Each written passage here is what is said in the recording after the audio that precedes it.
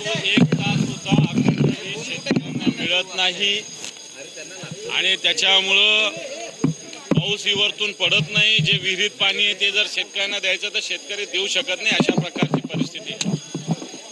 मागच्या आठवड्यात मुख्यमंत्र्यांनी वीज बिलात सवलत देण्याची घोषणा केली, परंतु ही फक्त 100 मेगावॅट पुरतं 100 युनिट पुरतं मर्यादित आहे.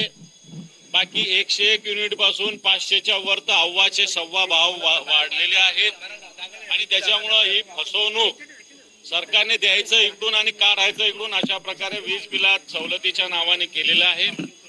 त्यामुळे एकीकडे सरकार शेतकऱ्यांना सांगते की तुम्हाला मोफत वीज देतं, प्रत्यक्षात शेतकऱ्यांना वीज मिळत नाही. अतिशय भयानक स्थिती ग्रामीण भागात आहे. आणि वीज बिलात सवलत 100 युनिटच्या आतमधल्याने दिली. 100 युनिटचे लोक अतिशय मोजके आहेत. खऱ्या अर्थानं 500 युनिटच्या वर 300 युनिटच्या वर सवलतीची आवश्यकता आहे, परंतु सरकारने याच्यामध्ये मोठ्या प्रमाणावर भाववाढ केलेली.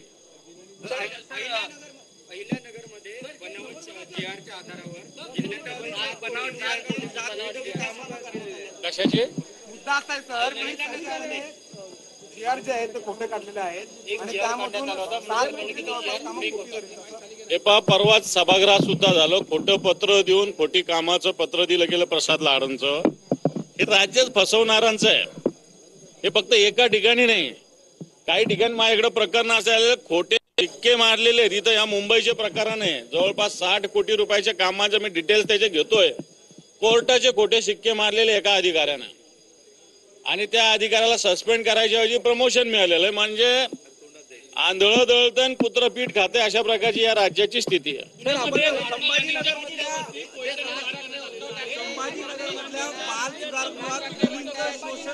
मुलींसोबत योग्य वागणूक बाल सुधारगृहात होत नव्हती तुमच्या संभाजीनगर.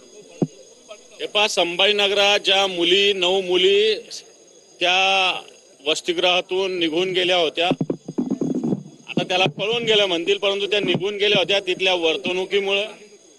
एक मुलगी तर अक्षरशः रस्त्यावर भीक मागत होती, ती सापडलेली आहे, जी हरवली होती ती. आणि त्या मुलींच्या तक्रारी जर बघितल्या तर मला असं वाटतं अंगावर शहारे येतील अशा प्रकारची स्थिती आहे.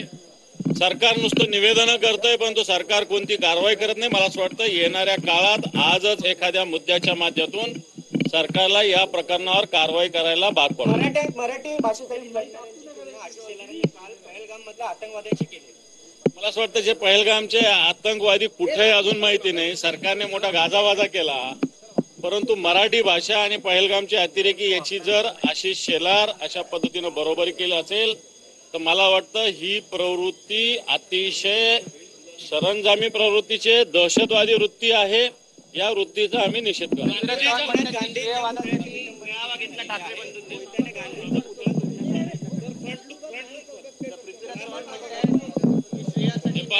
महात्मा गांधींचा पुतळा, महात्मा गांधी या नुसते देशाचे नव्हे तर त्यांना राष्ट्रपिता म्हटलं जातं आणि जगामध्ये त्यांचं कार्याचा मला असं वाटतं दखल सगळ्या जगाने घेतली नाही. अशा महापुरुषाचा पुतळा सुरक्षित या राज्यात नाही.